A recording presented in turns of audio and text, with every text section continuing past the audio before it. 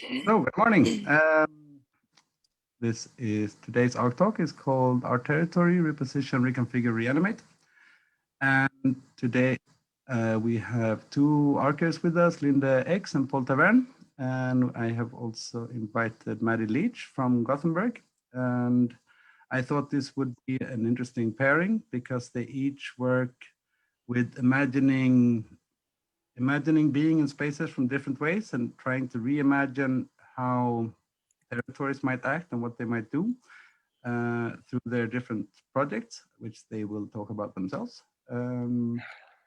And just to briefly introduce them, so Maddie Leach is an artist from New Zealand who is currently based in Sweden, where she is senior lecturer at HDK Valand, and she will talk about her processes in her project The Fountain, an art technological social drama. And Linde Ex is a member of our art group here, and she is an artist, researcher, and teacher. And she will talk about her project, Lifelines of the Barely Noticeable, which she is also now developing into a PhD research. And Pol Taverne is another archer who is an artist, teacher, and printmaker, and photographer, and who uses photography as her primary research instrument. And she is currently tackling the question of where is here through participatory research into attachment and perception of village inhabitants and farmers in villages in North Netherlands. And I am Hannes Andersson, and I will moderate this discussion. And if anybody wants to say something, they are very welcome to raise their hand. This is being recorded, and it's also being streamed to Facebook. So if somebody doesn't want to be visible, they can keep their cameras off. If somebody's watching this on Facebook and would like to be more active in the discussion, they are welcome to join. And without further ado, I will pass the word to Maddie. Thanks, Hannes. Hello, everyone. Good morning. It's nice, concise group of people. So it's nice to meet you all.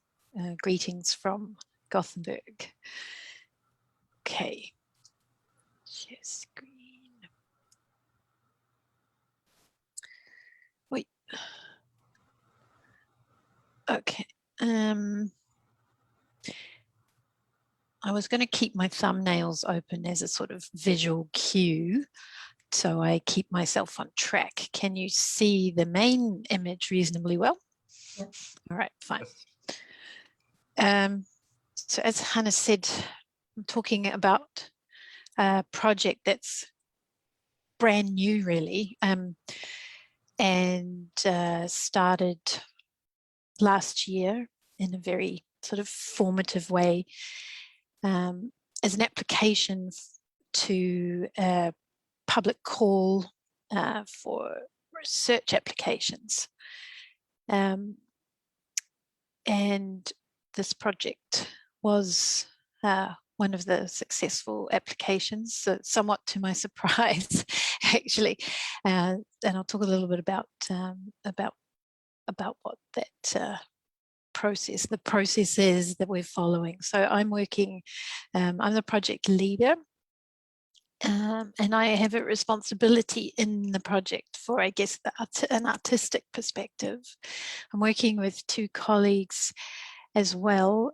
My colleague from RECONFIGURE Valand in Gothenburg, Dr. Mick Wilson, and I'm also working with Professor Lars Henrik Ståhl, who works in the School of Architecture at the University of Lund. And so this is the name of our project. It's called The Fountain, an art technological social drama. Which is this technological social drama is a quote from an email. I was in correspondence with someone and I pulled out this great phrase. So the project really came about. It's something that I initiated, and I had, you'll see the object, the fountain object that the project centers around shortly. But I'd had this particular public artwork in the back of my mind for maybe a year or so, and there was, I mentioned, there was a call for research funding under this title here, Designed Living Environment. In Swedish, it's Gestaltad livsmiljö, which, as I understand, sort of doesn't really quite translate effectively, but designed living environment, architecture, form, design, art, and cultural heritage in the public environment. And it came about from in part from, on the left here, this report which the Swedish Public Art Agency was tasked with producing by the government around what they've called building related public art. And a sort of mandate to approach an area of cultural heritage, particularly around public art, that has been commissioned in relation to building projects.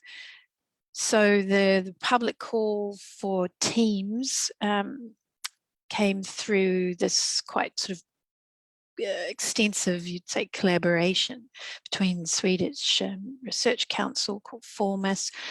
This is the first time that Formas has actually included artistic perspective in their research calls. And they are working with Public Art Agency, the Swedish National Board of Housing, Swedish National Heritage Board, and ArkDes, which is the National Centre for Architecture and Design. And I've just got, this is the next bit is the only sort of dense piece of text I'm going to throw in front of you. But that report that Statens Konstråd, the Public Art Agency, was responsible for, using this particular term, building related public art, as opposed to just public art in general. It's just useful to go through that. For their purposes, they've defined it as art that's commissioned or purchased for permanent site-specific installation in public, but particularly attached to a 1% rule, which I'm sure most of you would be familiar with in terms of the building of public and state government regional buildings, where 1% of the construction costs is assigned to commissioning public art. And this report sort of speaks of this urgency, actually, which is interesting, for the conditions of preserving building related public art from the 20th century. So there's particular period in the Swedish welfare state where a lot of this work was being commissioned and produced through the 20th century. They also note that here I've just singled out that these commissions of this type of public art, they've noted as specifically linked to issues they call democracy, education, and norms. And they're calling it a new field in the sphere of cultural environments and, I guess, in heritage thinking. And also, I just thought it was interesting that the report mentions that as a result of that 1% funding towards public art commissioning, that they say that there are 1,600 building related public artworks that have been commissioned by the government, along then with municipalities, regions, and the private sector. And just to put in your minds that one of the things that's most interesting to me is, I would say, it's really what I would very loosely call it's not the glamour end of public art. It's these, in some ways, these these sort of more everyday spaces where these works are somehow attached into a built environment, parks and plazas, swimming pools, libraries, schools, city halls, railway stations, bus stations, hospitals, prisons, defence facilities, government offices, power stations, malls, and shopping centres. So that's the sort of context that this project sits in particularly. So the fountain that I'm interested in is on the campus of Lund University. And there are two fountains. I'm just going to show you. There's two fountains that we have to distinguish between. This fountain, I'm not clear yet on its actual name, but I've just put the Swedish Fontänen på Universitetsplatsen at Lund University. It sits in front of the big house, the main building of Lund University here, and it was designed by the architect of that house, very unusual name, Helgo Zettervall. So we're looking at a fountain, an object from the 1880s here. And this object features notably in quite a lot of the university publicity. It sort of appears in all sorts of kind of lovely images. It's also known as a place where students take a bath sometimes here. But I found a few, these are slightly cheesy images of happy times, nice times in front of the fountain that exists in front of the university building. And then the second fountain is the one that I'm interested in.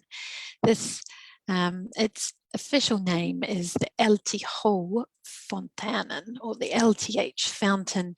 LTH stands for Lunds Tekniska Högskola, which has now been integrated into Lund University. Formerly it was its sort of own campus. It was built as a campus in Lund in the 1960s as the technical university.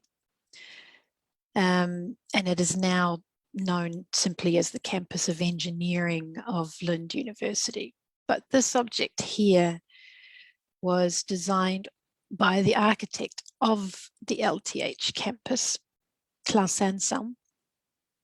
So similar to the previous one, the architect involved in designing the buildings had an ambition to make a fountain work, and this is Claes Andersson's vision. And he worked with a Swedish sculptor called Arne Jones. And this work was inaugurated on campus in 1970. So last year it was 50 years old. And it's described as a sort of a vision of technology in glass and steel. And there's it had a considerable amount of funding from Statens Konstråd, the public art agency. I think at the time it was 1 million Swedish krona, which would be a significant amount of money. And so it had brought a lot of attention onto itself because of the level of funding it had had. So this is when it was first started life. You can see here, perhaps there is water coming. We'll note the water is coming off the edges of the fountain, not necessarily where it's supposed to be coming. But as it stands today, this is what the fountain looks like. So just showing you the vision of 1970 and today. So this, and I'll show you, here are the two men involved in this particular object, Claes, Arne, in front of it.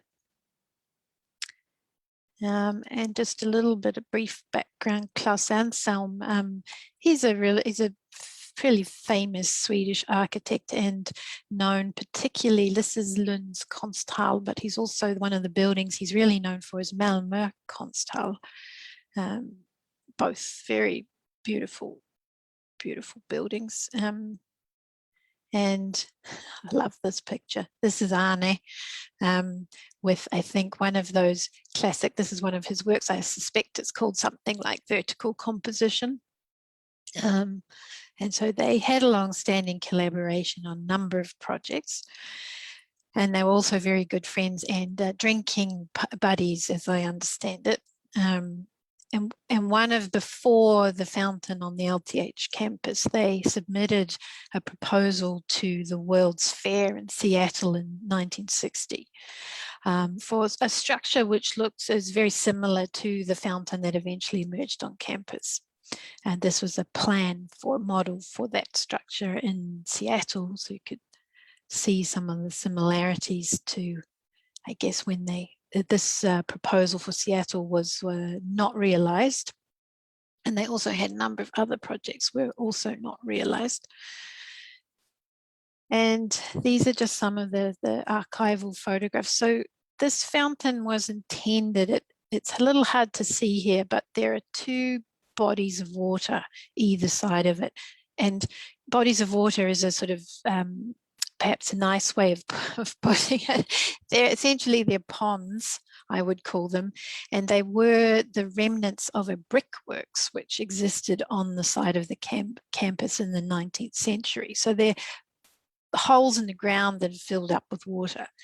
And the water was intended to come from this pond, come up the structure and cascade through 11 glass boxes and then pour into the pond which is over on the other side. And this is one of the very few images that exist. So it has come from one pond, it's pouring over. The issue with this work was that essentially the sort of urban myth is that it worked for about half an hour in its 50-year lifespan. So there was this immense kind of effort to achieve this vision of art, architecture, engineering kind of coming into a glorious object. They did several test drives. I think this might be a photograph from the test drive where the water pours. But as you can see, it starts leaking as soon as the water turns up, gets pumped up into the work. It features in and out of newspaper articles through its, especially through the 1970s, 80s, and 90s, where so I love this one, fantastic sculpture, but it doesn't work. Sort of catastrophic emptying automatically of the glass boxes. It has this name. It has several names that have been given to it with tongue-in-cheek names, but it's often referred to as Laxtrappan, which means the salmon staircase. So there were criticisms of, as I mentioned, of the level of funding, the fact that it was delayed in its launch, that they faced these issues where it would continually leak. When it was windy, apparently, also there were miscalculations around the way that the object would move, and water tended to be sort of thrown over anyone who was passing the object. So it was sort of, I've discussed it was sort of deeply unsatisfying as an object, as a fountain object, and in a sense, it actually it basically came to constitute a significant failure. And there's also a nice image here, one of the press of saying, you know, you're supposed to be able to sit under the fountain and have this sort of beautiful, have water through the glass boxes overhead. And this great image of Lillian Johansson, who is trying to do some work, and she requires an umbrella because of the continual leaking, the risk of leaking. So the thing that happens is that it's in and out of a lot of discussion. Basically, Claes Andersson and Arne Jones had both died by the early 1980s. And so they never, they would have seen it work very briefly. And the university invested a significant amount of money in trying to resolve the problems with the leaking. And in the 1990s, there was a campaign to try to get it to work again. And it in 1996, there's a final sort of run with water, despite the fact that it's still leaking everywhere. Student choir plays Vivaldi's Requiem as the water pours out, and supposedly there's a sort of myth that there's a bottle of water somewhere in the university from the last time it operated as a fountain. And at that point, Akademiska Hus, who sort of are the landlords and are now actually really how the owners of this work, decide that it's never going to work as a fountain. They dismantle it partially, and so you can see here, so the glass is taken off, and they blast the columns, and this is what it looks like today. It's sort of gets a bit moldy and a bit grubby and looks a bit forlorn, and the vegetation has grown up. I'm checking my time. I'm going to do very quickly. So, skipping, there are fragments of it as well in the in museums in Linde. This is a piece of the glass that was removed. One of the pieces where the water was supposed to come over the lip. This is a model that they built of how it was. Outside what was Klaus Anselm's offices in Lund, there's this pond where apparently there was a working model of the fountain at one point, but just a simple sort of pond remains. And this man is in the news, and he apparently salvaged some of the glass panels, and he has 12 of them in his garden in Lund, and I have yet to meet him. So, nearly done. Now, essentially the proposition we made as a research proposal was, can this object be, using this word, reimagined as a public artwork, and how would you go about doing that? So rather than its full removal from the site, or rather than trying to renovate it so that it works properly as a fountain, the question that we're interested in is, can it actually become a new public artwork? So that leads to the idea that it would cease to be the artwork of Klaus Anselm and Arne Jones in this sense. And I will make a proposal for it to become a public artwork that would exist, I guess, in my name. And which leads to the idea that its possibility could be rethought again in the future. So this is a kind of quite a radical challenge to notions of artistic authorship. There's some pretty interesting kind of ethical considerations working with essentially the deceased estates of two artists whose work this is. And it also we have this like linking back into that building related public art I talked about at the beginning. This is an example of building related public art that's essentially been in this kind of dormant, half disassembled state that has in its own way has come to sort of, it has a deep irony, I would say, in the fact that it's on the campus, it's in front of the mathematics and engineering buildings. And, people sort of met, so it sort of represents the failure of engineering, perhaps, and of architecture on what is a technical university, which is supposed to be the kind of a generator of new possibilities around engineering, mathematics, architecture. So there's something around its sort of presence as it sits on the campus that's incredibly interesting to think about. And the last question that we were interested in is the one about duration.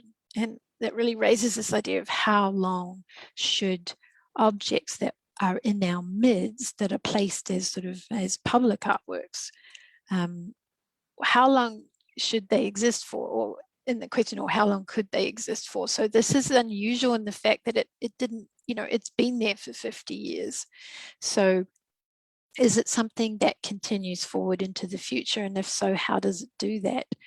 And that is around this idea of, all of these questions are leading to, I guess, knowledge and the thinking of the commissioning of public artworks, and specifically public artworks such as I mentioned in these places like universities, parks, shopping malls, plazas, airports, where there are questions of care that I think are really interesting to think through. And there's a sort of, it's like, you know, their ongoing purpose, their maintenance, of course, but their role in the places in which they exist. So that's what we're hoping to be trying to think about as the research unfolds.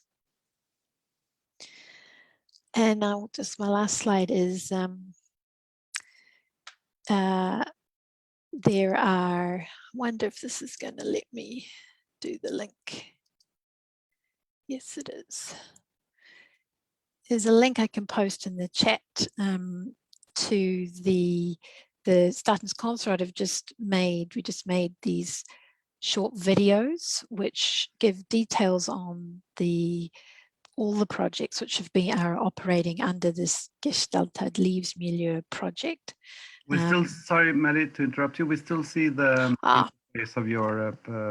Okay, I'll stop. Maybe I'll just stop that share and then I will share again. Here we go.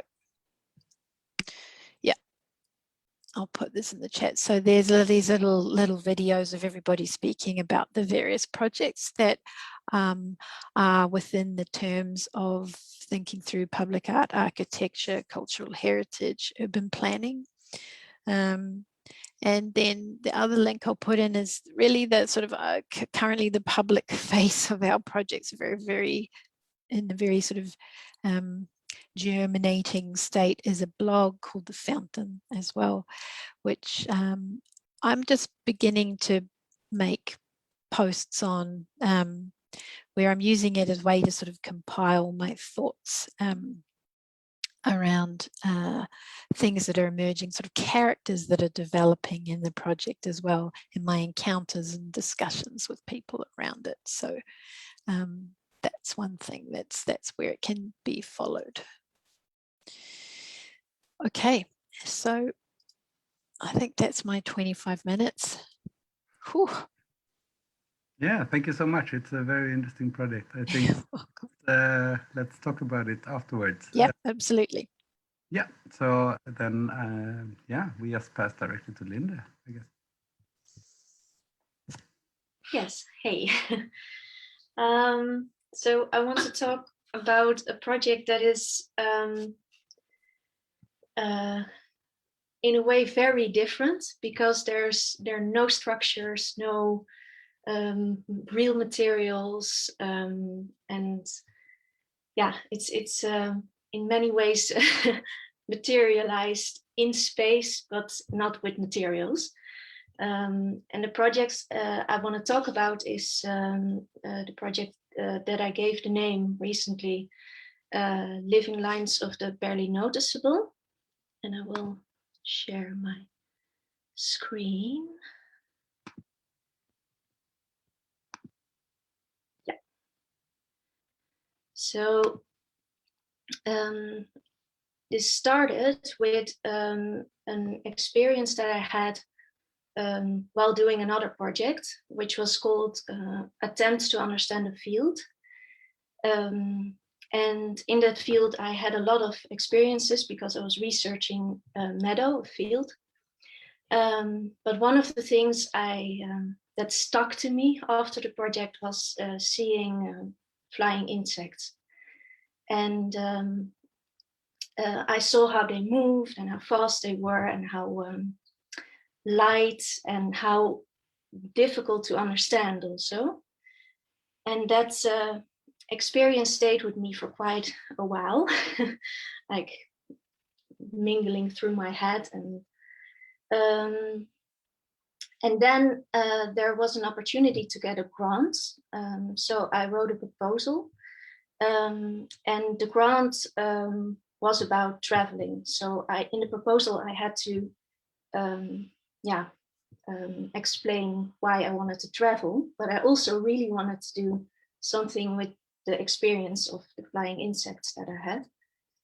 So I found a scientific paper that was in that time all over the news, a lot in newspapers, on the evening news. And it was about the decline, the severe decline of insect population. Yeah, how, and they did the research in Germany. And I thought, okay, this may be a nice hook for my own experience to and the travel element that I had to put in the proposal.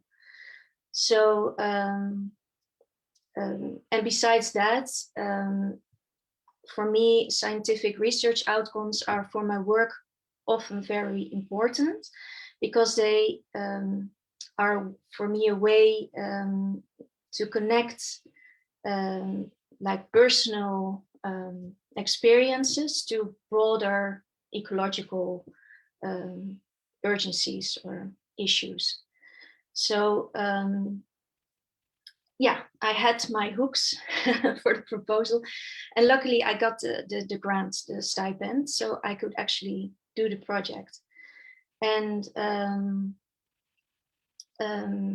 yeah, for me, the project started with diving really deep, firstly into the natural sciences outlook on these flying insects. And for me, they gave me a way to understand very complex situations or data by converting like entities and the things that I saw into signs, like words and graphs and figures. And yeah, Bruno Latour, the philosopher, calls that inscription. And that gave me a general notion of the urgency of the topic. For me, then the next thing to do was to make a bridge between that general notion of urgency, cognitive notion of urgency, to a deeper connection with the essence of what the insects are and how they live, and yeah, how we as humans can connect to their world. So I'll skip this one. So I traveled a lot in the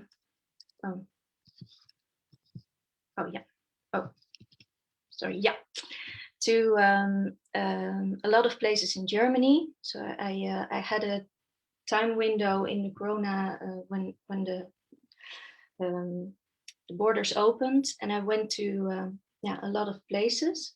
And the places I visited were the places where for 27 years scientists took samples of flying insects, and they weigh them, and they that was the base of the whole scientific paper, where they found out that the insect decline, or the flying insect decline, in 27 years was more than 75%. So that is quite a lot. And here you see some of the places. Some I couldn't visit because, well, there was a Corona measure, but like a little bit further in the back was actually the place.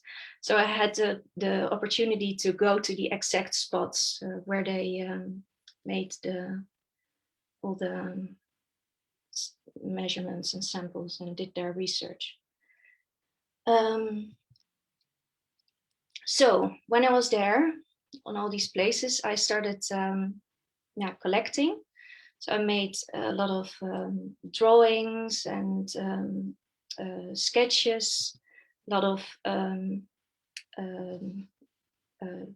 notes also, like of the exact places, the time I was there, what I saw, how the insects moved, made a lot of videos, photos. So it was it was a lot of collecting I did. And of every spot I visited, I made a photo of the spot and a photo of the sky, because the sky, the air, is their territory. So yeah, large collection of places. Some places were quite difficult to visit because they're military terrains that I actually couldn't be in, but I did it anyway. And like, so it was quite an adventurous travel. Yeah. And out of all this collecting and yeah, making drawings and sketches and videos, I made works. I cannot show you the works because unfortunately, also because of this pandemic that we're currently in, I couldn't show the works till now. So I hope that will be possible in the near future. But I can show you some of the translations I made from the collections that I've made into works. And what I did is that I looked at all the source material and all the data and what I've collected. And I translated that into 3 types of works. So I wanted to understand how the movements of the insects compare to our human body, because their bodies are so different. And how can we like come even a little bit closer to their way of living and experiencing space and movement. So I worked with a choreographer from Berlin to make a choreography based on yeah, the movements that I recorded, and I made a whole system based on yeah, a way of noting dance movements.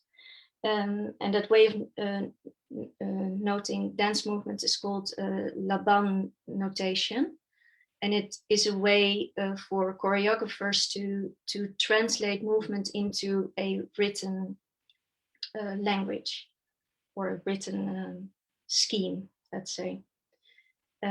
So I had to translate the movements of the insects into a language in a 2D environment, paper or like a flat environment. And I used the Laban notation to do that. Although a lot of things in the Laban notation were not sufficient for my translation, and I had to add other things that were not in the Laban notation. But it was like a good way to start working. So besides the choreography with dancers that I made, I also made a written language consisting of lines of the movements and their speed at a certain moment, the influence of the wind. Are they trembling? Are they falling? Are they like, there are a lot of dynamics in how they move. Also, different species have very specific ways of moving. And yeah, here you see the first setup for this for these lines, and how I started unraveling what was actually happening. And the third work I made is a work that is more about space and to experience how they, yeah, their lightness in space. So I made motors with small mirrors that reflect light and reflect it back into the space. And so that the insects are like, you have a similar experience, I hope, as being like surrounded by flying insects, but then in a contained exhibition space. So those are the 3 types of works. But then I felt that actually the 3 works were, I felt really sorry that the project was over, because I thought I had so much material and so many things I still want to figure out and want to explore and want to show also to public, and maybe want to work with the public, with an audience. So I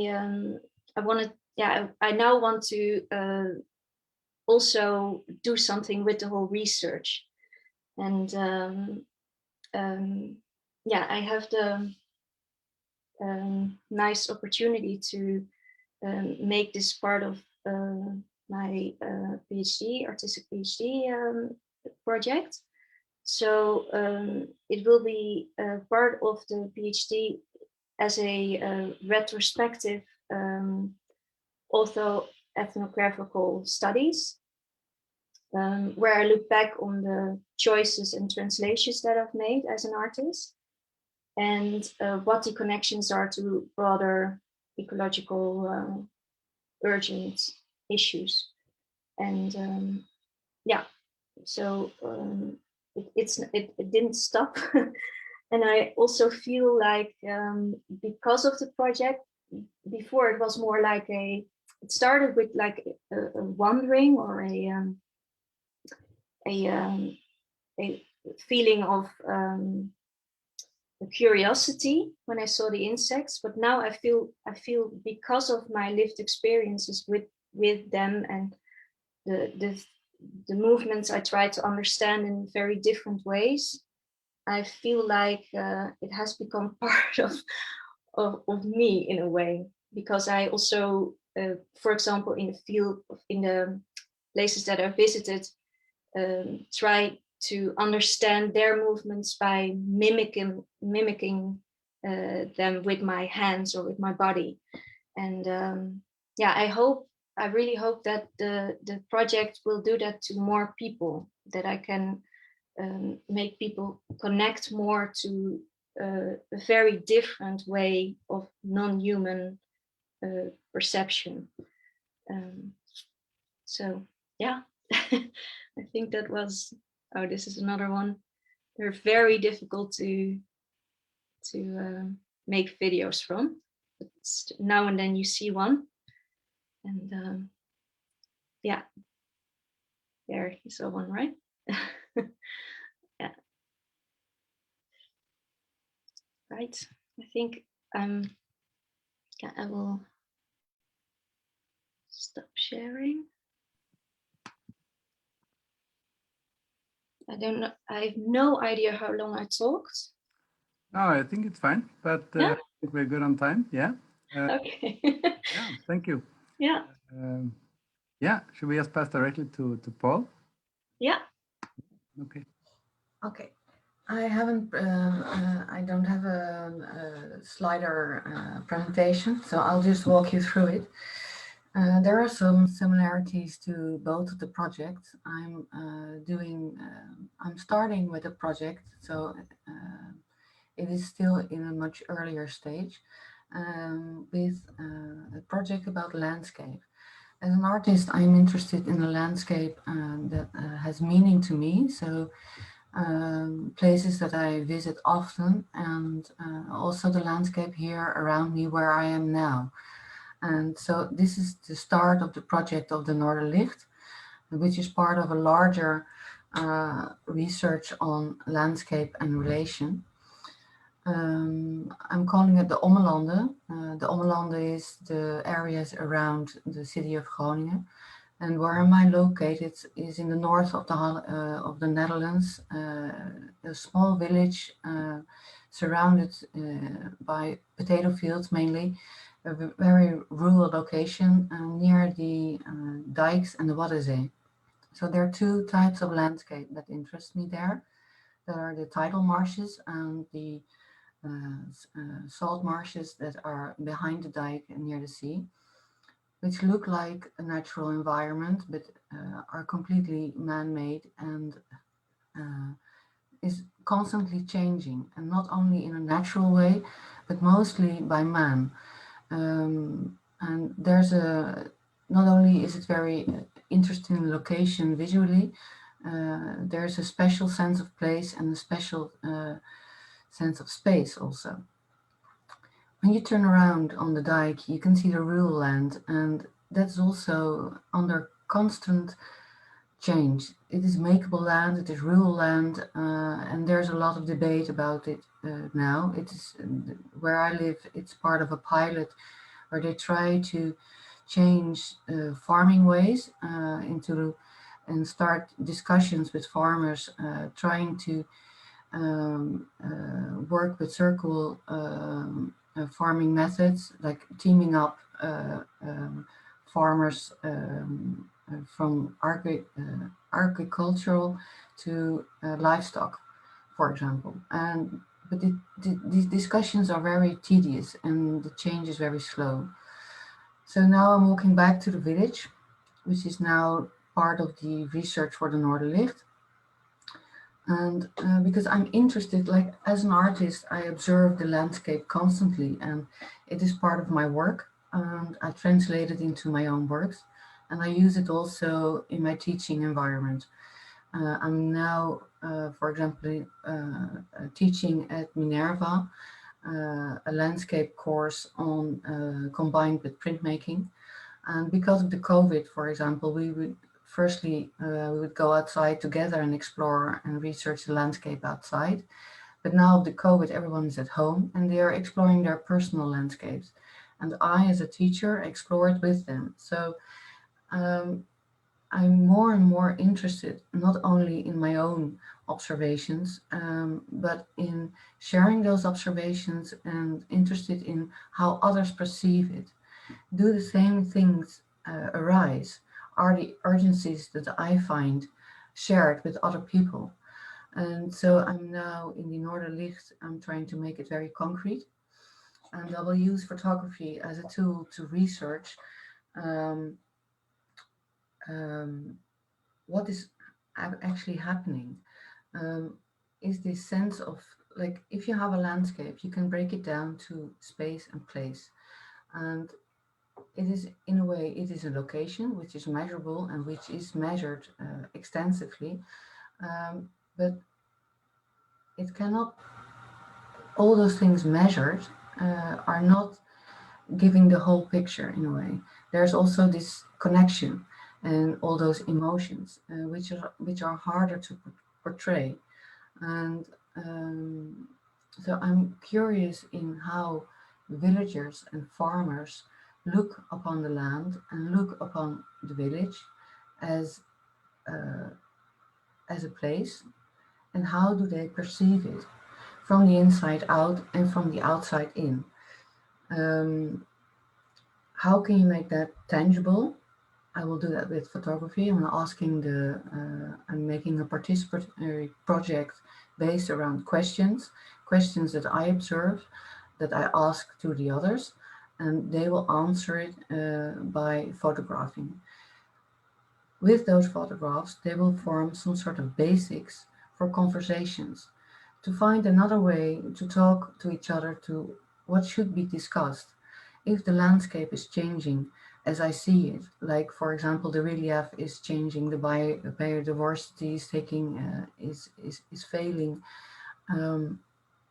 How are these large questions, how can they be translated into smaller, tangible, concrete things? So it is a form of raising awareness. It is a form of getting things on the table, a starting place for discussion, but also in a further stage, it is also about the image itself. Is how can you make visible what is felt or perhaps yet unseen? How do I do that as an artist? But also, how do other people do that? And can there be some sort of conversation? And not only with me and the landscape, but also with me and the villagers, mean the farmers and the villagers. So then it just goes off. It is like a myriad. It is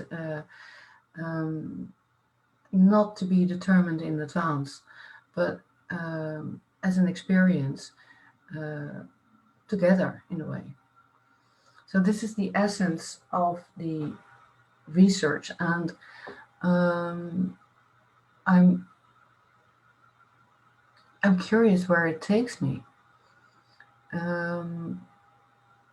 There's this tension of not determining everything in advance, but at the same time set a firm structure where things can evolve.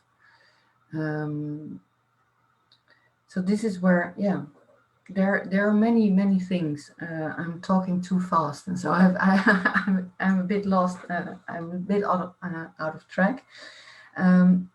But it relates also to sense of place, placement, a shared space, and how do we share this space, and what is the responsibility and opportunities that we have to form it.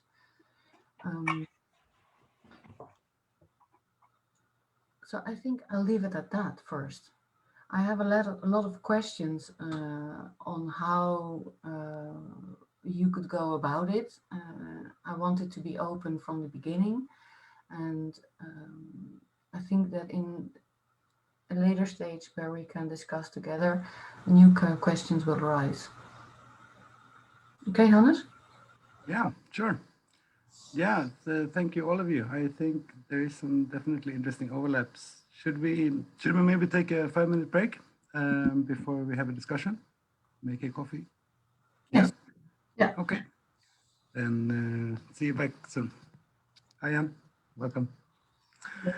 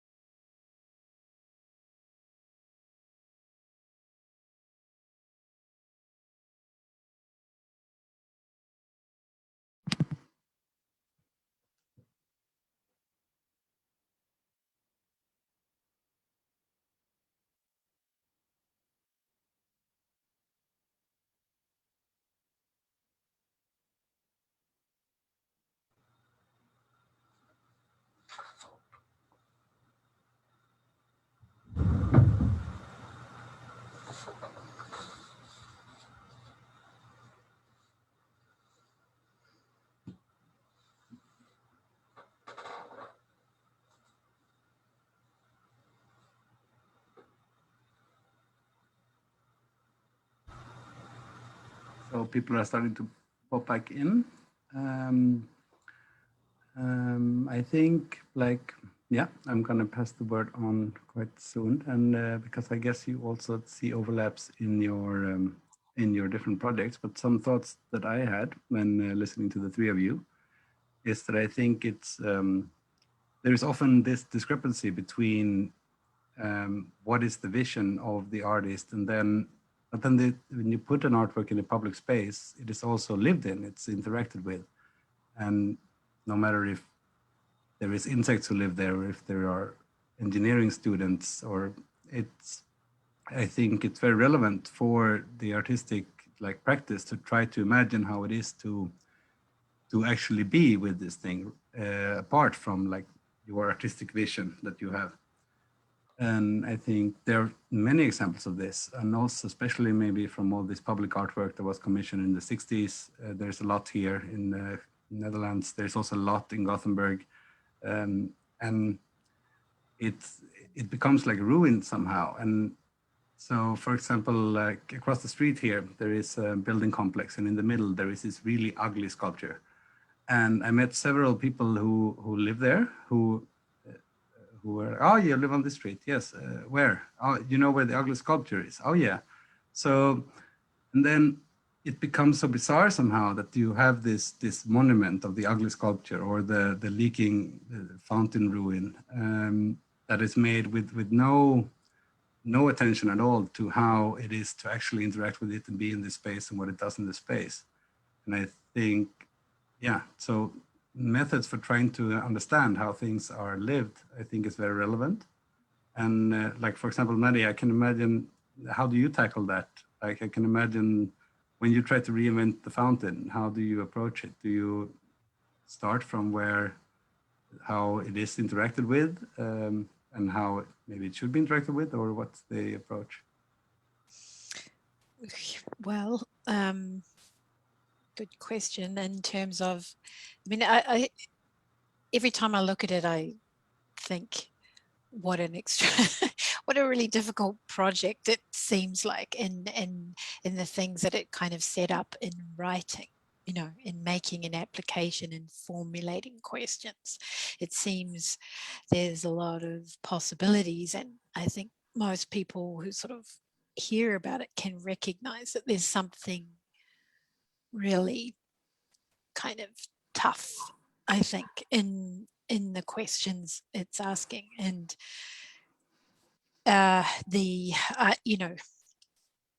one of the things that this project will encounter, I think, is or already has encountered, is there's a sort of there's a group of people in Lund who would essentially think that to honor the fountain is to get it to work as a fountain, and that is the ultimate kind of aim of any sort of approach to it. So the desire, it has a lot of despite the fact that it exists as it does currently for a certain generation, and it is, it holds a kind of desire. There are people in Lund who say it was on, I think it was August the 16th, 1996, this magical moment happened where this tremendous occasion of seeing the fountain work. And if you haven't seen it work, you don't know the experience of this work, which is obviously a very different situation from if you're a student or a staff member on campus, and you walk past this kind of skeleton that, of course, is one of those objects that's in plain view, but sort of unseen in many ways now.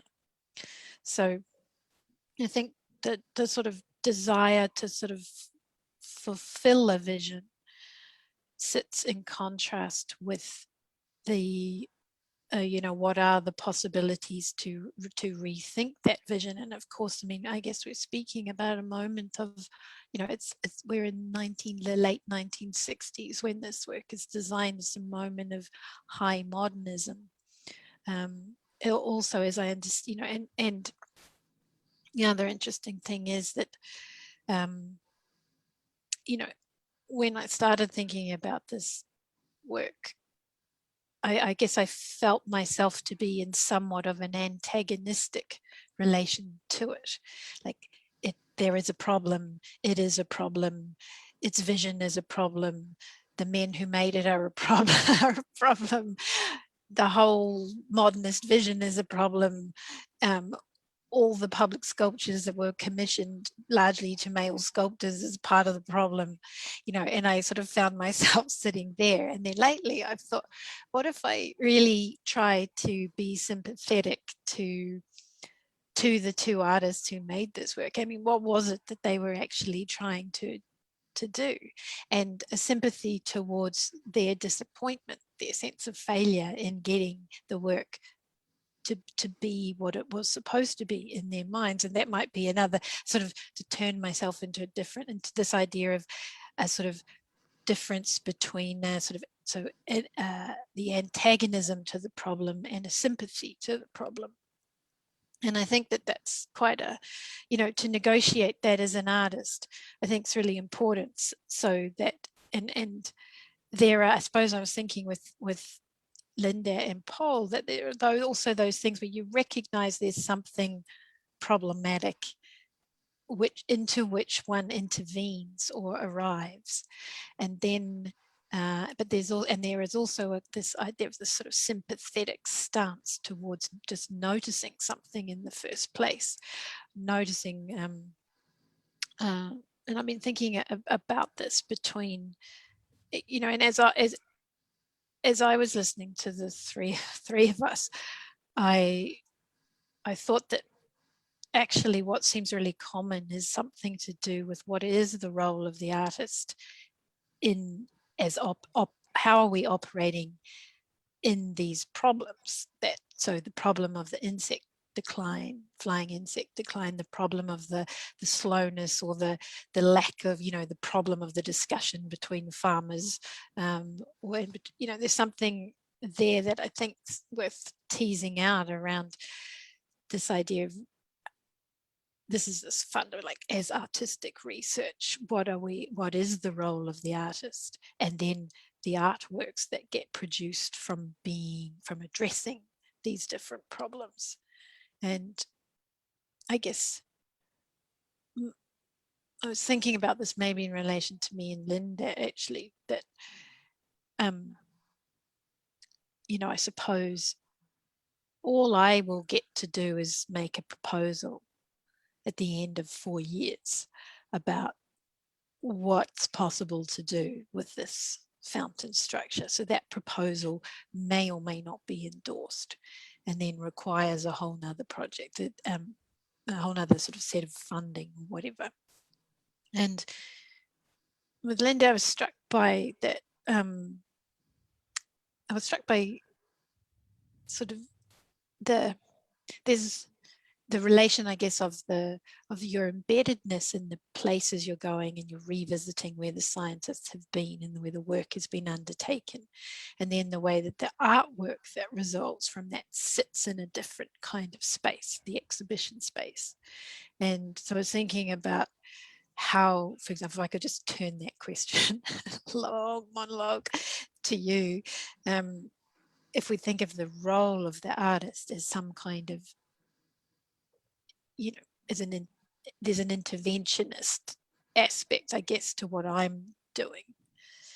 Do you see any of that? And so the core problem that you responded to was this loss of flying insects in certain environments.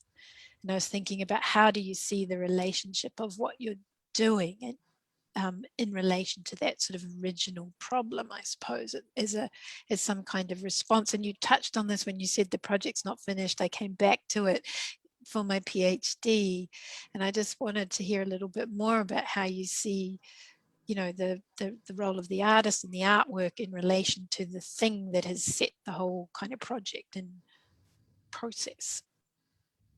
Yeah, If that yeah, makes sense. yeah. That is exactly what I felt. What I do a lot when I work, if I look back on other projects, is that I see something, or I collect and I observe, and then I translate. You know, so you translate into form, or into a new a new product, maybe, or a new experience, or that is what I did in this project too. So I had the whole research, and then I translated. And I think the process of translation and the process of collecting was, for me, very helpful to understand, to come closer, or to understand a glimpse of what it may be like to be an insect, or to connect to their world. But the viewers in the exhibition room have to go from only the translation that I show them, and that is I struggle with that, and that is probably why I think it's not finished, because I think I want people to also understand the whole process of translation that I've been through. But also maybe to do it themselves, to have themselves these experiences of translating.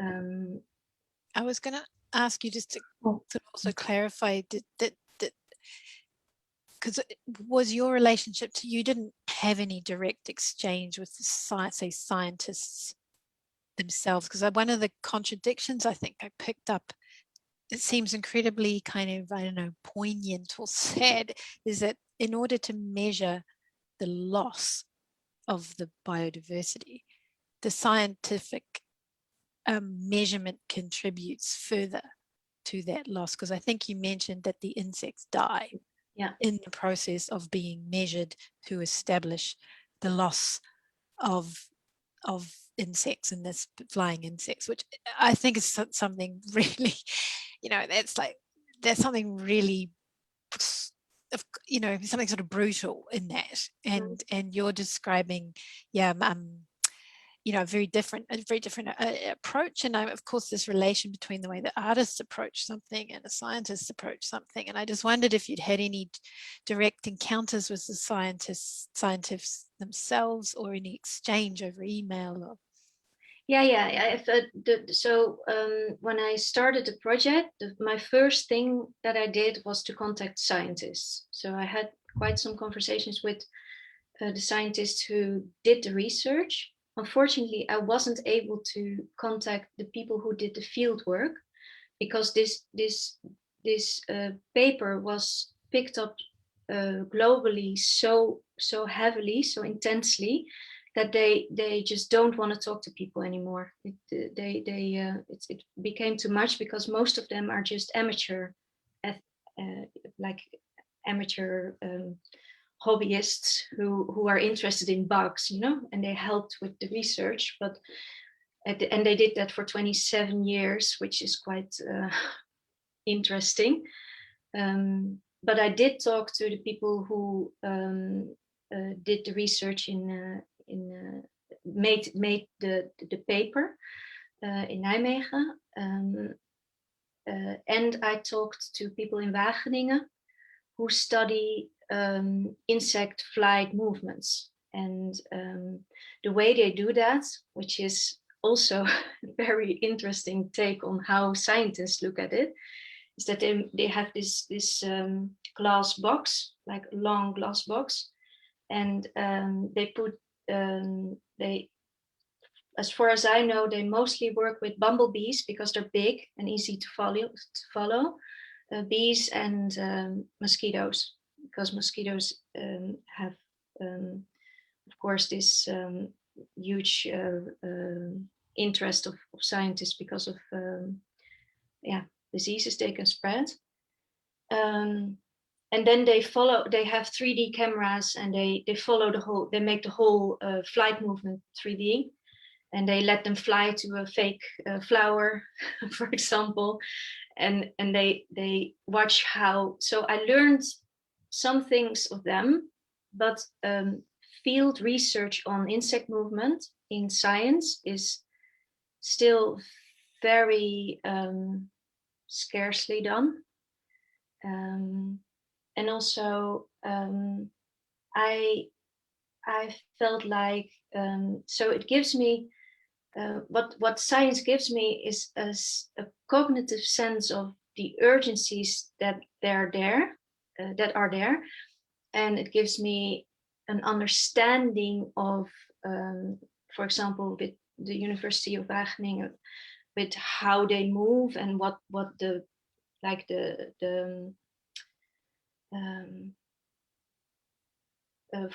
formal aspects in that movement are, but to really understand it, I think that is where art comes in, because you don't have an emotional connection to it, because it's all about data or about a 3D flight movement on a screen, or it's not a felt experience.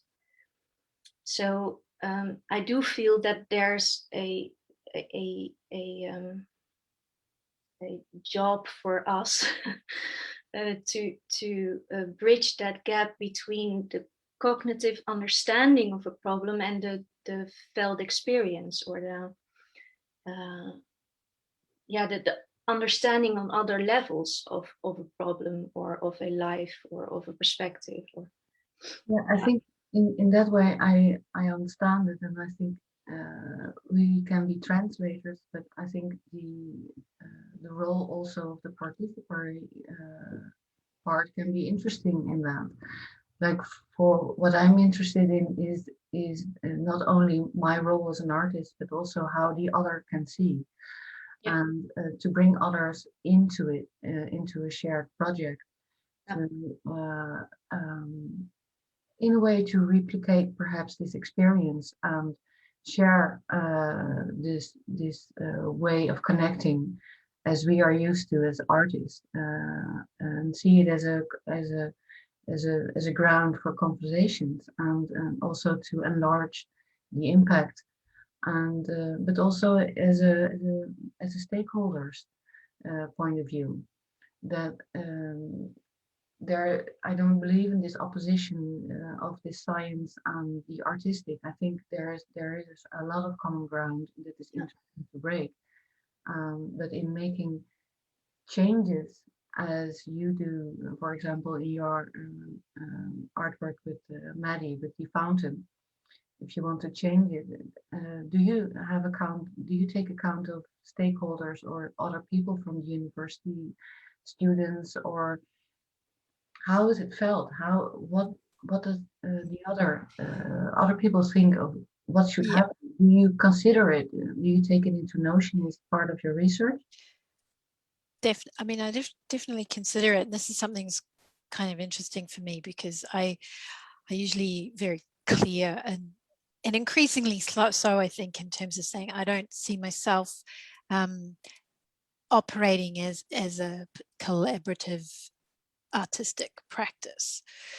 So in that way, I'm usually very clear in saying the authorship of an artwork is attributed to me, and I'm clear in that sense. I have a directorial or producer role in that sense. And this project, partly, you know, the fund in order to apply required a team. And while I am the lead in that team, I have two other people working with me who bring different perspectives. And then also, so as I wrote the application, I developed a kind of series of points that we would meet around talking, who are the people who actually live with this object? Of course, that's it's known in Linde in general, well known as an object, but immediately it's staff and students who are on the campus is quite distinct. So those groups are the people kind of living with it on a daily basis. And it's been fascinating to have start some of those conversations, especially with, the Faculty of Engineering likes to lay the blame for the failure of the work on architecture. And architecture lays the blame for the failure on engineers. And so there's a sort of running joke about, where does the responsibility for the miscalculations that in the object that cause it to, there's this rumor that, a mathematician was involved in making calculations on load bearing capacity for the glass. And he apparently made a small mistake that when it was scaled up, had this catastrophic effect. And then the engineers insisted that the work was actually vandalized. It was shot at with slingshots at some point, various points in its career, and so it was broken. So there are these sort of competing interests around, the responsibility for its lack of functionality. And one of the things I struggle with artistically is that I do a lot of discussion. I meet people, I talk with people all the time and gather information and their perspectives. I wouldn't see myself as then, sort of working with participants to then produce the way that the work could be rethought. And that's something so there is a dialogic and discursive aspect, a high level of that in the research process, but it's not something, I guess, and I'm thinking about this moving back in relation to your project, where the sort of direction of the work is is collectively discussed, and and decisions are taken as to what will be proposed. I still think that will be something that I will do, and that's to do with and I will have certain sympathies and sensitivities to things, and there will be other things that I will not have, and that will be that's a part of the process. So I don't, if I could say that it's not something that's, it's not a participatory project in that way, in terms of the result that will be proposed, though I'm very clear about the fact I'm not operating as a lone entity in there. So there's a lot of people who have a lot of opinions, and there's been a lot of publicity about the work, and the fact that it causes arguments is one of the most interesting things to me. So, people will hate what I will do or propose with it. There will be strong objections to that, and I think that's a really interesting place to be, because it's like, tell me why you hate it, why you hate my suggestion so much, and that's something that I think, rather than sort of gently coming together about that, I see this work as being the whole process of exchange about what should be done, why does it exist, is it ugly, is it great, what could it be, and why do we care so much about Klaus Ansel and Arne Jones, so those are the sort of those are the points. And I don't know whether you think that some of that, the potential for intense disagreement in your project. Yes, of course. Yeah, that is exactly what I'm looking for, in a sense, in a way that discussions are often held out of the starting of words or scientific data or how it is, but everyone has a different perspective. But it is so hard to make that tangible, to actually work upon that. So in my projects, I will use the photography as a starting point, not only as a research tool, but also to have a discussion on a different level. In a way, it's almost a teaching environment, but it's like a bypass. So you talk about the images, and by talking about the images, you talk about the subjects that normally cannot be discussed because they're so opposed, and the opinions are so strong. For example, there are some ecological farmers, and there's the normal farming. This is a small village where which is surrounded by agricultural fields that use a lot of pesticides, but there's no way of discussing, or it is not even on the table, who is farming around the villages and what are the effects of it. It is just a non-topic. So in photographing through questions, I'm trying to get it in a way also to the table. So I'm interested in this dialogical aspect and surfacing of problems, but also on a different level, what kind of images does it produce? There is a lot of image making, for example, going on here now. For example, the urgency of space and peace and quiet is become very attractive. Where first this was the middle of nowhere where no one wanted to live. It's poverty stricken. There's nothing there. There are no shops. It's like a dead end. And now it is the place to be. What is the contribution of images, and what happens when people who live here actually make the images of the place that they are in? Are they different? So that also is a way of talking about the images and getting it into art also. How does art come to the table? That's also something for you, Linde. Is how, in a way, you translate it. You have these observations as an artist, you translate it into art. With what comes next out of that? And I think Augustine has his hand raised for a long time. Do we want to bring him in now? No, I didn't see it, sorry.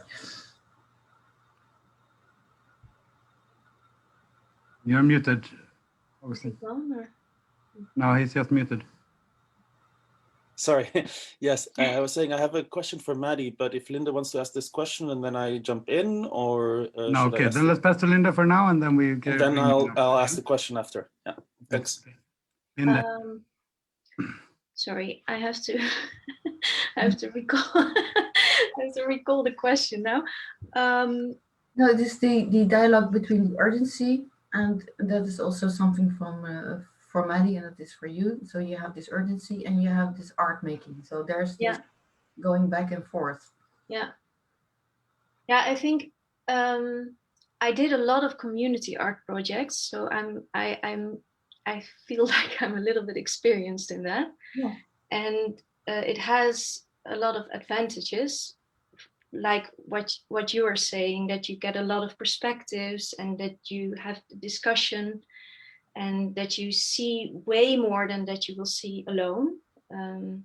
But it also has the downside of getting somewhere in the middle, you know, so the end result or the presentation will be like it doesn't have enough edge, or it doesn't have enough artistic quality maybe. Yeah. So I think as an artist you have to that is a very nice balance that you have to keep between the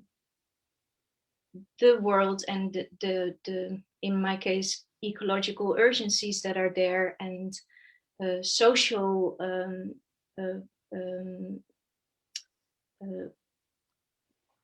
problems or constructions that you're working with, and that you really also want to involve in projects. You don't only want to show, at least I don't want to do that, but also you have to keep that artistic, yeah, as Maddie said, you are the director or the one who is responsible for an interesting process and an interesting outcome in a way. So that is like I feel like you have to be aware of not letting projects end up in a only a discussion forum kind of thing, and yes, oh, everyone can join and it's so happy, and you know, it must also be artistically relevant or interesting, or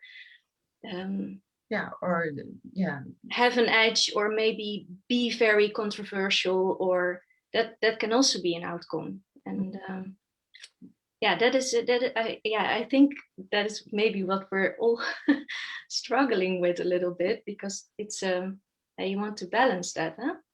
Can I jump in and add a bit exactly on this point, because I really find this the most interesting part of the presentations. Go for it. Yeah. And I'm sorry, I'm even writing an article on this aspect now at the moment, so I really have to jump in now. Yeah, because it's really important. It's really important because what you're doing now is you're talking about the two different aspects of being an artist or an artistic researcher. I think it doesn't matter that much. And that's, you have a performative aspect and you have a representative aspect. And those are really different. Traditionally, we know the artist as somebody who is able to bring in a kind of translation. That's what you do. Huh? In that sense, you're also a graphic designer. You know how to find footage and turn it into an image that has impact. That's what you're good at. Now, that's also a bit what a graphic designer does. In that way of working, you are communicating something. You bring it in and it's the image and you hope that somebody else will get touched by it.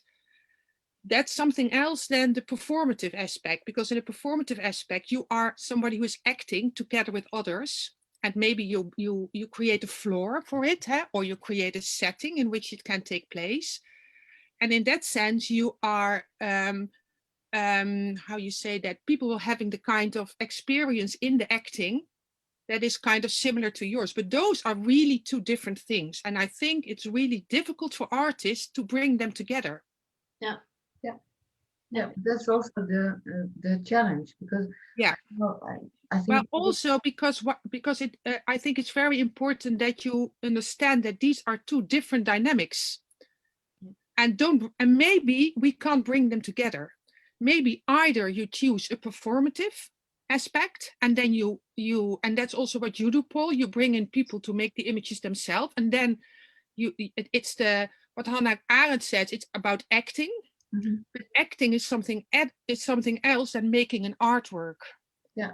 But it's also about acknowledgement. Together is really difficult. Yeah, but okay, sorry, Lola. No, I'm sorry, Agustin, you're also leaving. But it's so interesting. But I think it's also about our perception and changing our perception, because I believe artists have been doing this for a very long time, but it's not being acknowledged within the art world or art perception. So it's not one or the other. It's about embracing and acknowledging these practices as new practices that have been happening for many long time already. Yeah. And in that sense, Ronchier is interesting, because if he would talk about, for example, in this case, Linda's research, he would say it's really a political act. Because what you are doing is you are bringing something into the perspective, or you bring something, you bring iets in beeld, you're making something visible, you're making a kind of public appearance for something that is not acknowledged. So your work is to bring the insects, and I don't think it's about having empathy or sympathy or identifying yourself with the insect. I don't think that's the thing. I think the thing is that you connect, you bring them in our world. Yeah, that is. And ask them to connect with them. Yeah. And in that sense, I totally agree with what Lola is saying, that's such an important gesture, and also a very political gesture, and a gesture we need at this moment. Yeah, but then it can be going alongside. I think that is a variation that I'm thinking of for my project, is so that there's this performative side, and there's this side track where I keep on my own track and making my own art, and then perhaps bringing it in, finding the discussion, seeing what are the different perspectives of the group, of the people that I question, and my own. So there can be conflict, and there can be perhaps my images are completely unreadable, or they don't find a connection at all. That's fine, but then it doesn't get het wordt niet verwaterd. It doesn't get mixed into something that is neither art nor research nor something. So I think perhaps that could be a way of keeping the edge and getting it onto a different level. But isn't also like, I mean, art is such a big pile of things, right? When we say art, we mean so many different things. Yeah. And, because it's not necessarily a polar relationship on a 2D linear scale, right? It's a box, it's a 3D thing, and you might make art that is intended to have an impact, but it might produce aesthetic or performative aspects of it, or you might make art that has a performative intention, but it might produce perspectual changes, it might produce political interactions, right? So I think it's two different things, right? What do I try to do as an artist? What is my drive? Why am I doing it? And what is my intention? And then what does my artwork do? Which also then ties back into this that we talked about before, that maybe I'm a sculptor and I have a vision and I put it here and people don't like it. That's fine if that was my intention, but if it wasn't my intention, it's good to think about, right? But I don't think it's a polar relationship. I think it's more of a... No, I think it is something that it's more like an engine. Like if there's it can actually fuel it. So it is not an opposition, but it has to be fueled by your own observations and passions and the things that you're concerned about, and then you put it next to each other so you can see where the contingency is. What happens when it will get fluid. Yeah, and maybe also if even if my artwork doesn't do what it's supposed to mean for me, maybe it doesn't matter if it allows me to do what I want to do, right? It has this, it doesn't necessarily, it can align, I think. It doesn't have to be, it's not polar, but it doesn't necessarily have to align as long as I'm not opposed to what it does when it exists, right? Augustine, I think. Yeah, I'll jump in. I've earned your say. Yeah, well, I mean, it actually, what I wanted to say connects a lot of what we were talking about, which I feel sprang from Maddie's question of what the role of the artist is. And looking at Maddie's work, not only this fountain one, but I also heard the concept album, Hannes showed me that he did. But what I found, which I like a lot, is that there is a sort of irony or tension, or even maybe a little bit of black humor in the fact that all these problems you talk about, that you approach of society, you find this spaces, right? Like this kind of conflicts in a way, this fountain that should work, but is there. And in a way, I feel that what it also does is that you're like acknowledging the impact that other acts have also, like political acts, individual acts, and how they echo and the effects they have on society. And you bring also art and its impact kind of to this same table. And I find that tension super interesting. And you were saying, okay, you're doing this research and in 4 years, maybe you get the possibility of doing this funding. And then I was really thinking a lot about this word that also Anke and Hannes mentioned, which is impact. I think maybe the big question is, what's the impact of artistic research? Maybe like in more traditional art, you have a better and easier answer to this question. And I think that to define the role of the artist in artistic research, like understanding better the role of the impact of artistic research. And my question was a bit to you, well, what's your experience in all these projects regarding this? Because you speak a lot also about how people react to the, Yeah, I mean, impact's it's that word that's coming into the whole qualitative assessment of research, isn't it? Of moving to having to demonstrate impact. And I think that's an incredibly complex arena, and one that probably, can be quite an uncomfortable space for artists, because, on what terms are we discussing the notion of impact? So, for example, in the Fountain project, I guess there's a certain understanding, I suppose. I think the project was selected because it aligns with something that the Public Art Agency and the Swedish Heritage Board are already starting to think about. What do we do with these, several thousand public objects that are, the government has tasked us with developing,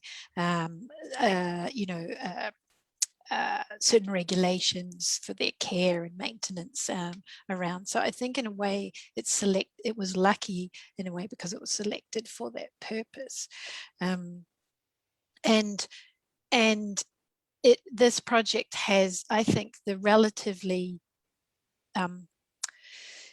safe zones of, we'll have a symposium in 2023, there'll be written outputs, there'll be journal articles, that but to me, of course, the most interesting possibility lies ahead of going, is it like to make it possible to say the artwork is no longer authored by these two artists, it is now re-authored. I think is like, if there's any possibility that can happen, I think that's the most exciting place for me. So the question of impact, we will be answerable to having produced certain outcomes in the form of very conventional outcomes, texts and a symposium and a proposal. Whereas on the other hand, I would, just flipping over to this project you just briefly mentioned, the Grief Prophesy, which had a vinyl album as an outcome, as a part of the Gothenburg Biennale, that was produced as an issue of, say, 400 copies, that was going to be publicly dispersed for free from a local record store, that was suddenly sort of stopped in its tracks through a copyright dispute. And has now kind of entered a whole new sort of territory.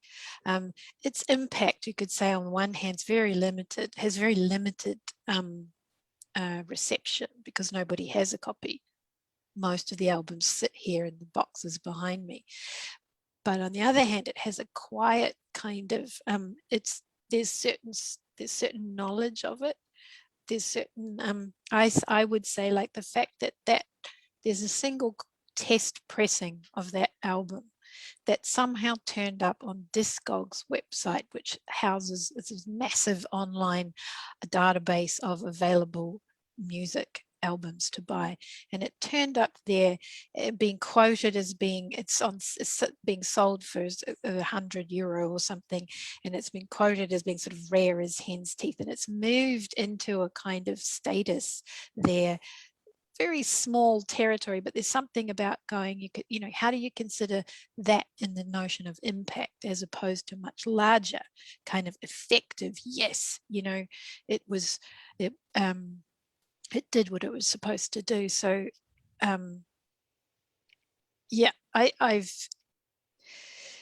very interested in those, as you can understand, in those notions where something, I guess, fails to achieve the expected impact.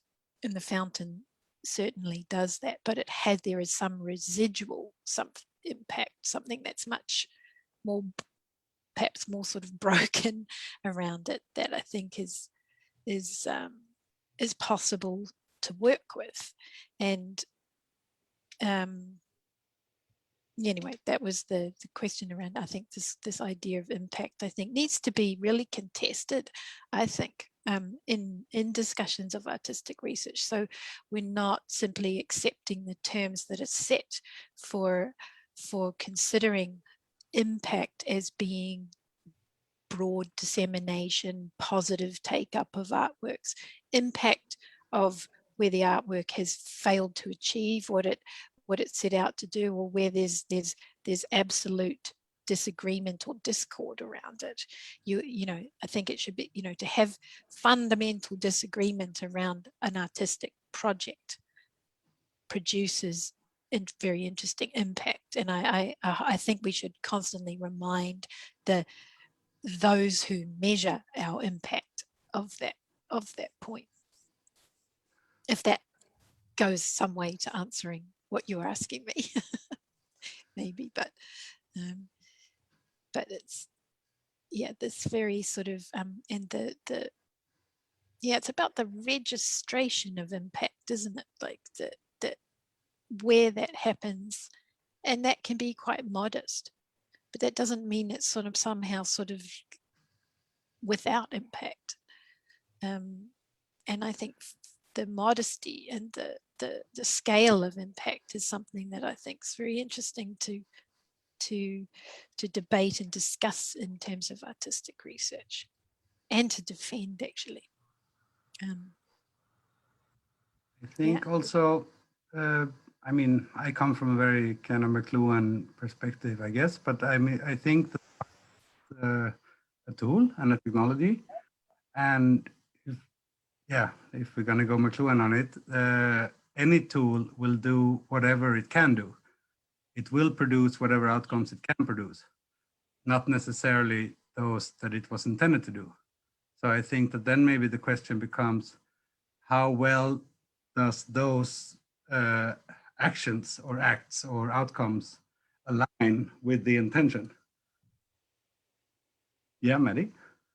Oh, yeah, I want to ask, in relation to this, what you say, Maddie, in the project of Pol, I was wondering, because your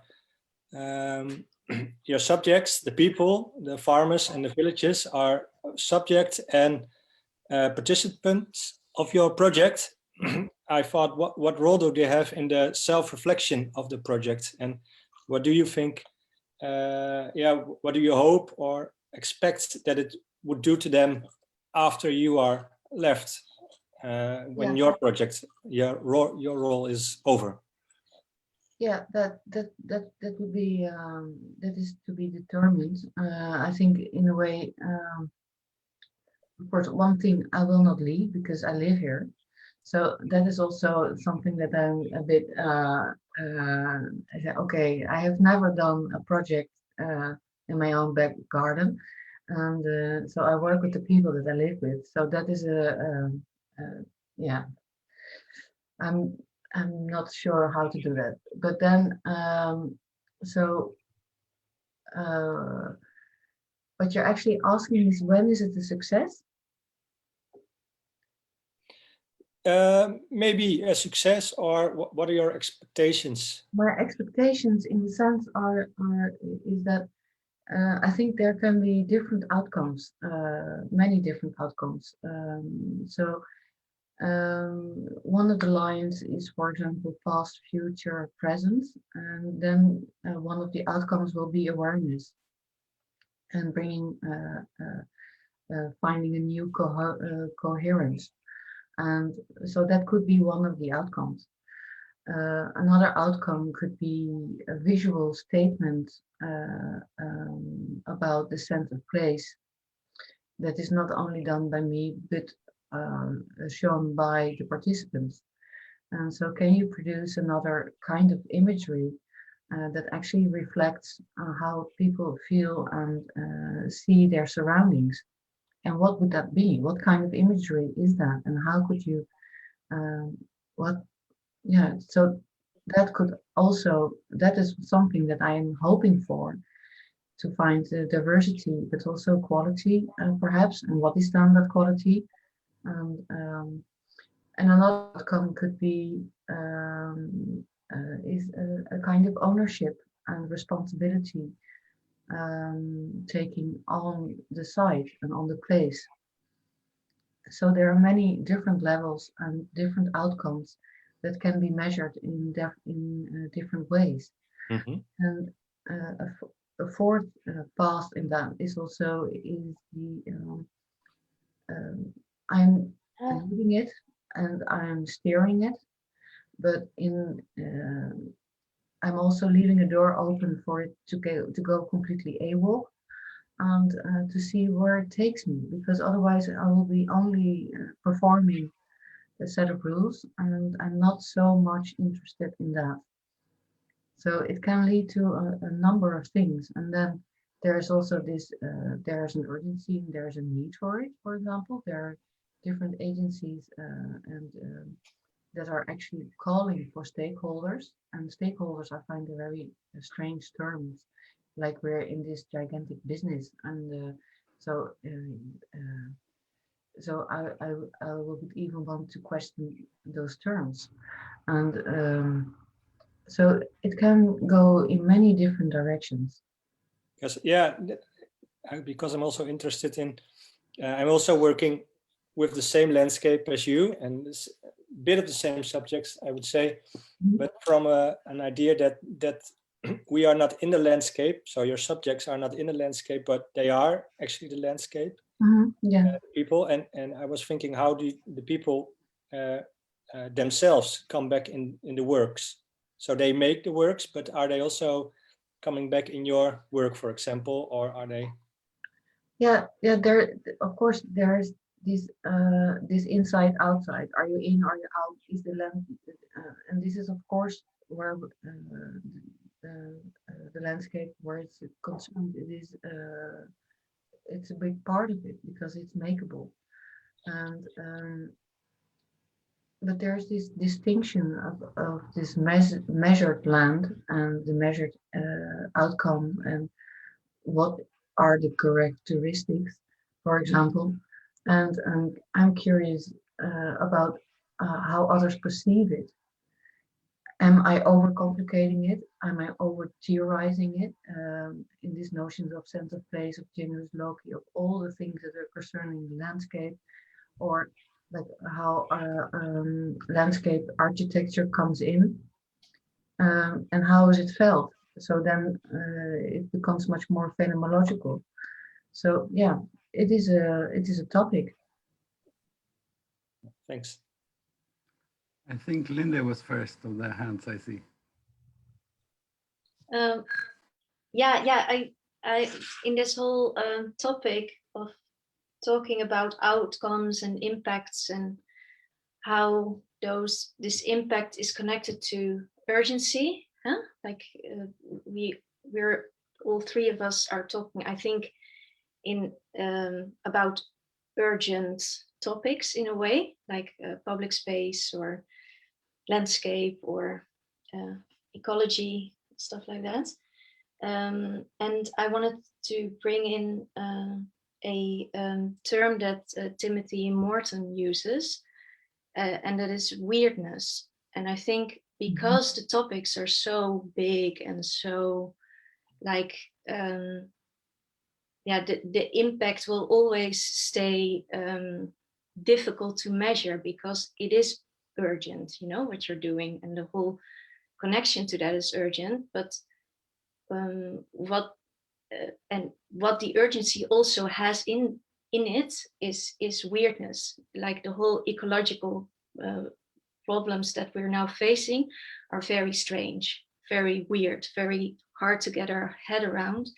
And I really like how that idea of strangeness or weirdness can connect to art projects, because Paul, also you said like the stakeholders don't understand the stories, but that is I think the what we have to do.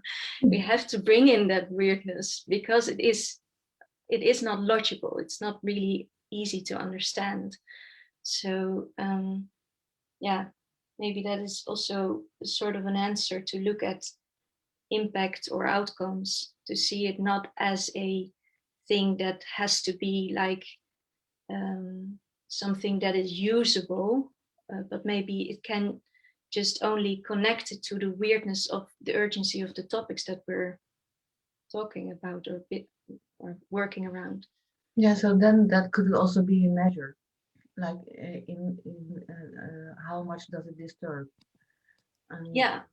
And I think the impact is always a difficult thing in the sense that either you when it's owned by us, by the artist participant, then it's coming from the inside, and I think then it can be felt and can be discussed upon. But when it's asked for, like in your case, Maddie, when it is required, then impact becomes it becomes much more connected to accountability, and then it's becoming more problematic. And I agree that use weirdness as a criteria would work really well. I was going to sort of like thinking of impact and weirdness, two keywords for the day. I was going to kind of maybe come back to Anke and the idea of performance, and think about that. Actually, you know, also in some ways I think about impact and weirdness is the performativeness of artistic research in itself. So I feel very aware of building a narration of the research that it starts as soon as I start to speak to someone I'm having a discussion with about the project, and I've become extremely aware then. So as an impact or as an arrival into an environment, such as speaking with, I don't know, professors in engineering at Lund University. So I arrive with my questions and my thinking around this object. And so there is this idea of a sort of more modest impact, or a sort of slight kind of like it's like this catalytic possibility that you bring. And then the narration of the project becomes a performative act that is repeated. And I see myself doing that. So across each project, I've come to recognize I am performing the research and the project. I'm performing it now. I performed it this morning when I decided on the images I was going to present and how I was going to speak it. And so I've become really interested in that it's not in no way is it sort of a pure space in that way. I am performing it as soon as I arrive on campus with particular interests in mind and a persuasiveness to bring others with me. And I think that's also something I've been thinking through in my own impact, my persuasion to get others to sort of believe with me. I think that's really interesting that artists, this is something we do. Yeah. Can I shortly respond? Yeah, I really love it what you said. I think that's the essence. I think that this is kind of the crucial aspect around impact. When people talk about impact, they think in a linear way. They think about there is this end product and then there is this impact.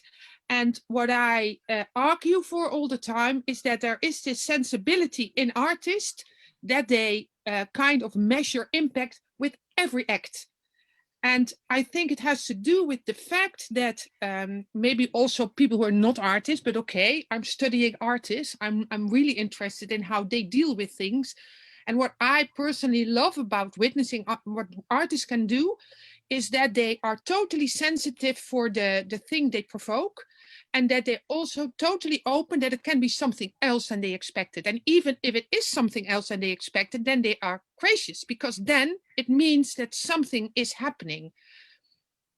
So thank you for that. So I'm just kind of re-articulating it in my own words, but this is I think this is the essence of how we should talk about impact when it comes to artistic research. And it also has to do with the performative thing, because that is also the difference between thinking linear, thinking in I make something and it has impact, and then etc. And the performative is that you understand that it is an ongoing process, Yep. which never stops.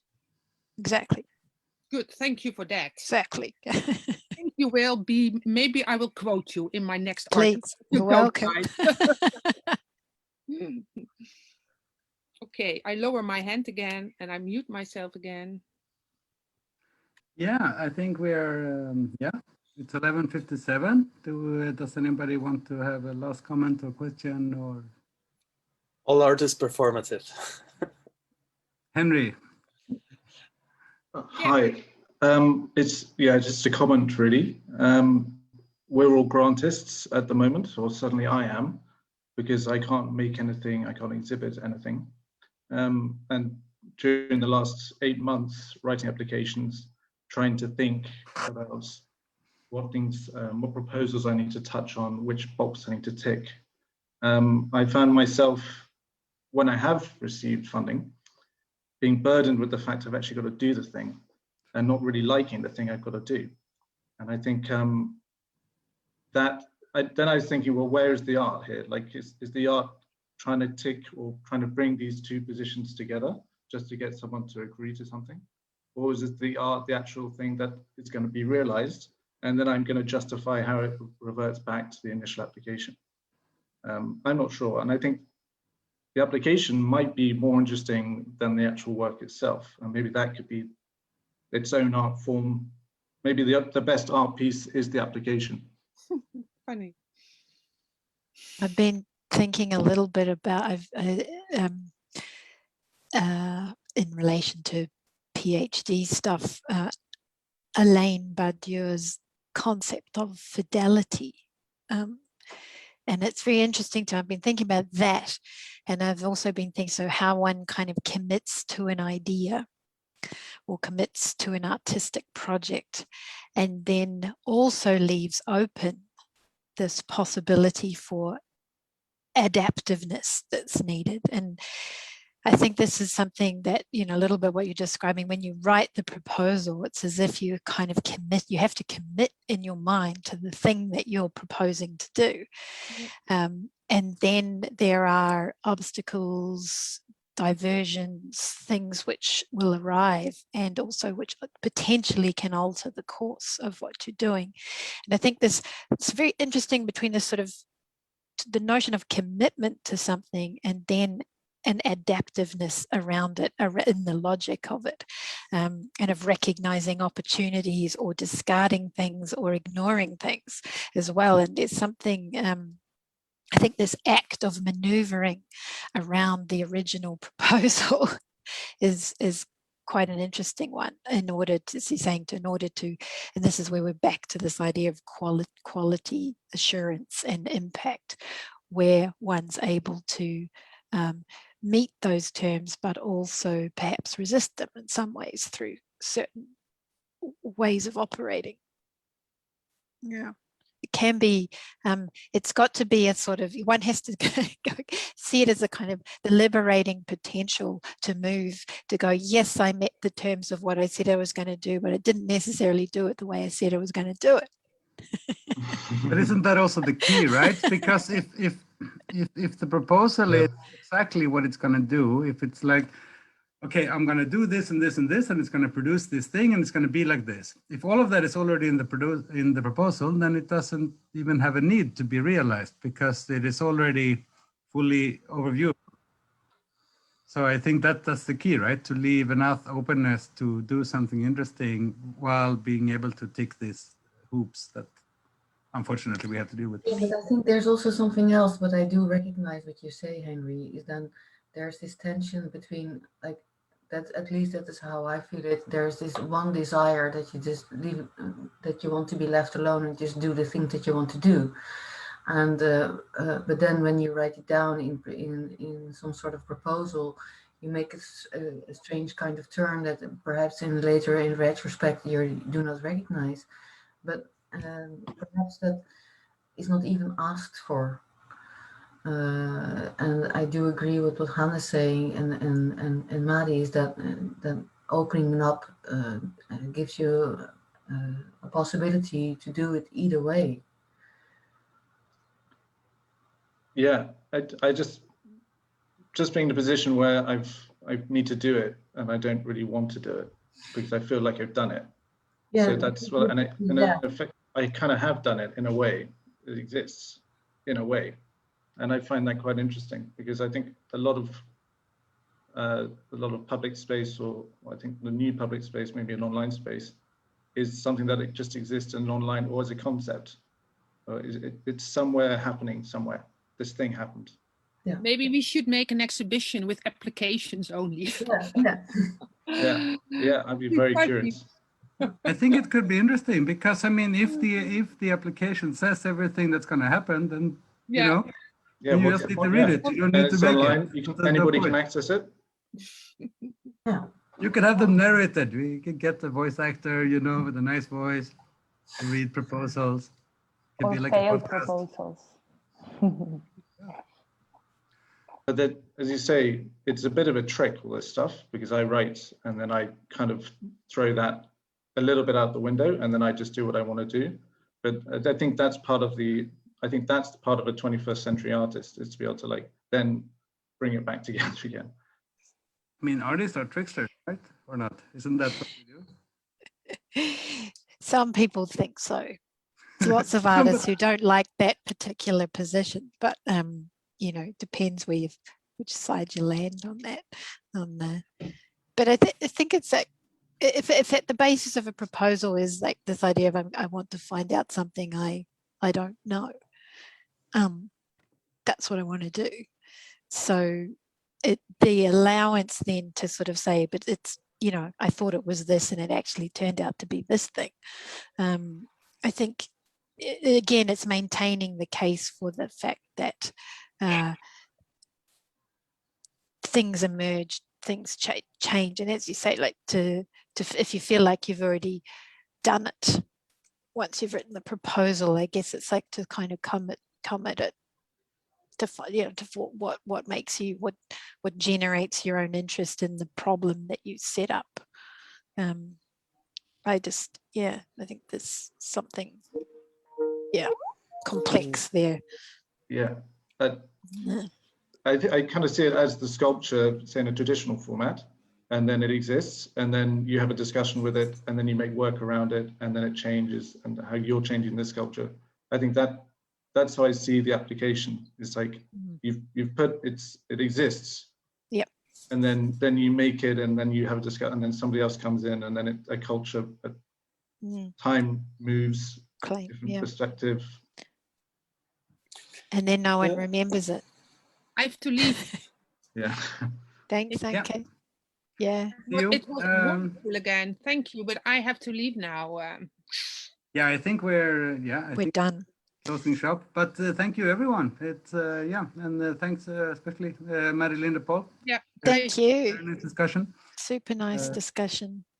Yeah, thank you. Nice to be in a non-Swedish environment, different kind of vibe from you Dutch people. And it's good. People are more willing to just throw stuff in, maybe. Yeah, it's a little bit more direct here than in Sweden. Sorry, Hannes, there is a Swedish person in the room. I should. Yeah. No, but you're right. I mean, it's I think in general the kind of cultural framework here is a bit less careful about other people's opinions and emotions. Somehow. For better and worse. Yeah. Really nice, and really nice to hear about your projects, Paul and Linde. Yeah, same here. I really super love nice to hear more about your projects. I'm going to send you an email, Paul, because they have this is Swedish Danish artist Kerstin Bergendahl, whose work I think you'd be very interested in. Nice. Yes. Send you a link. Yeah, because it is starting, and I'm putting it into a proposal form now for the Noorderlicht, but it's actually part of a much larger research, and it was part of my PhD proposal. But because landscape is so gigantic, and so I think I'll just use a lot the next coming months reading to define it and redefine it. But if you have information, yes, everything. I will. I'm interested. Great. All right. Well, thanks. Have a nice day. Thank you very much. Thank you, Hannes, for Yeah, putting us together, hosting us. herding cats. Yeah. Thank you guys. Bye. All right. Yeah. Have a good day, Thank you. everyone. See you. See you. Ciao. Bye bye. Bye.